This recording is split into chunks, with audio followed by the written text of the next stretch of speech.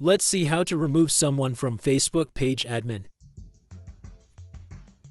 Oh, wait.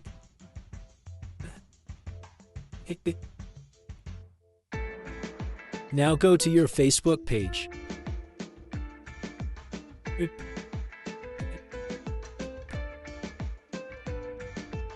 Then go to Settings and Privacy. Then Settings again.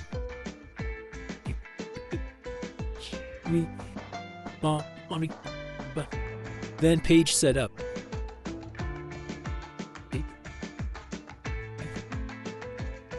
This is your Facebook page admin panel. You can remove anyone from Facebook page admin.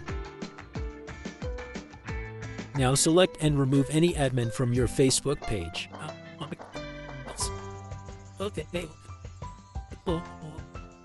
Enter your Facebook password to remove your admin. Now my Facebook page has 3 admins and 1 removed.